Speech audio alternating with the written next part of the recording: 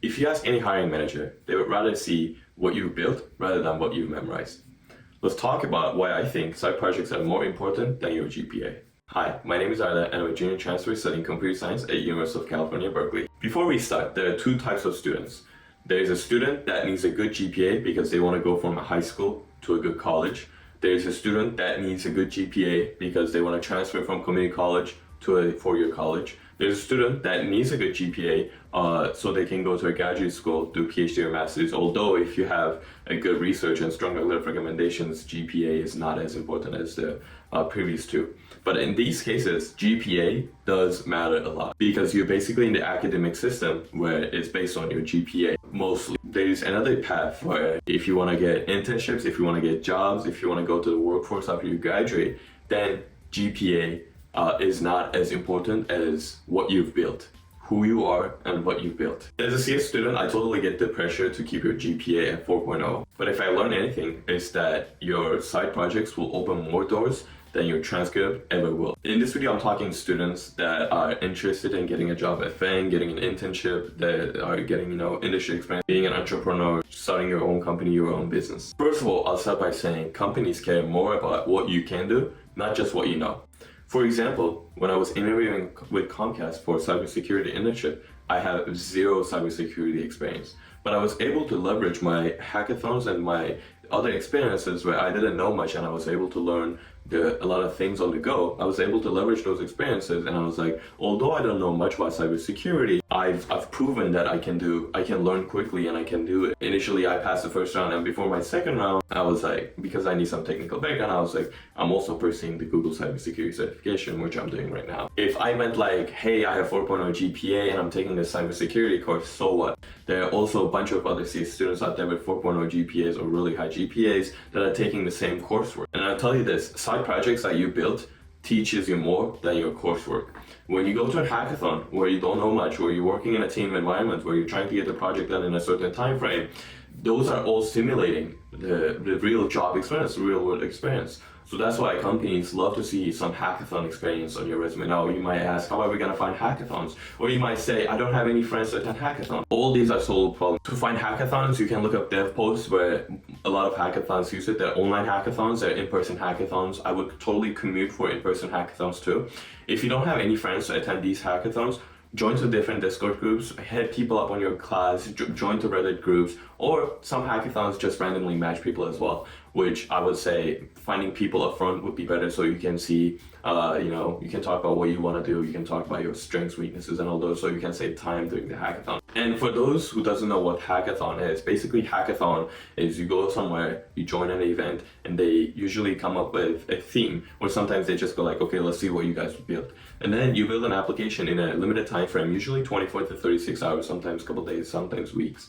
And then after you build your project, you show it to the judges and judges, decide on which projects are the best and then you get a prize after that. It's basically a competition to build things. I'll talk about my hackathon experiences. I've joined to SDSU Hackathon, Big Data Hackathon 2022, where my team built an health application and we were chosen third place overall.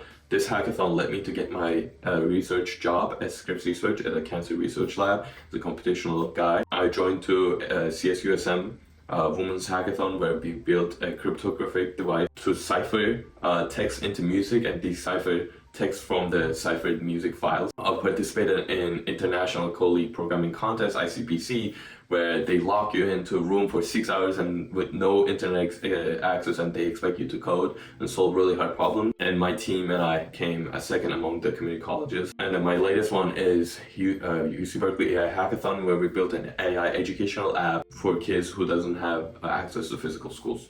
So these are all the experiences that I talked on my interviews when they asked me, tell me about a time where you had to use a new technology that you weren't familiar with. Tell me about a time where you were in a time crunch, you had to make a project. Tell me about a time where you faced with a challenge and then how did you overcome it. All these tell me about times where I can go like, this was a time where I did this, because in hackathons, you get so much exposure to everything. And all these side projects, it doesn't have to be hackathon, it could be something that you built on your own. All these side projects will give you stories to tell about your interview. And if you can prepare a short story for interviews about the challenges you face, the problem solving things you've done, and the impact you've done, you know, it'll set you up for an interview. Obviously, you have to master your social skills as well, because it's not just about getting all A's. GPA is nice to have on your resume as like an extra, but most companies doesn't rely on GPA solely. In fact, I've done more than 10 interviews at this point with 2 offers, and none of those, and I've been to a lot of final stages as well, and except 1 or 2 companies, they didn't even ask for my GPA, they didn't even ask for my transcript. They just, like,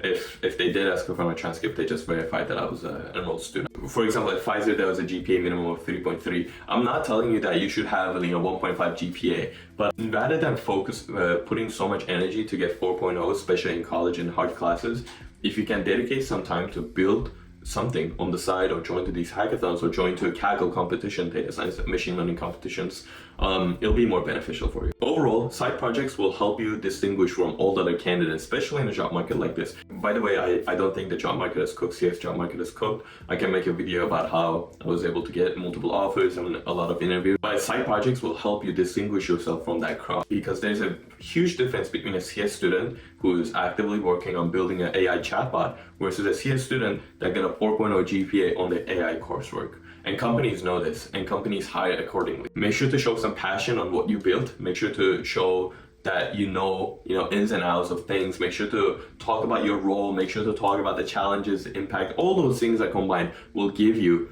a great advantage over all other students who are trying to get jobs, or trying to get internships, or trying to build startups. It will give you the necessary experience to achieve all these things. Like I said, saying it again, I'm not telling you that you should have a 1.5 GPA, but you should build a lot of side projects on the side, rather than just focusing on getting a 4.0 GPA. Also, building is easier than ever right now, where you have so many different AI tools. You have Cursor, you have Windsurf, you have ChatGPT. All these different AI tools makes building so much more easy. I'm building an iOS app without knowing any Swift via Cursor. So there's no excuse for you to be like, I don't know how to do this, or I don't want to blah, blah, blah. There's no excuse.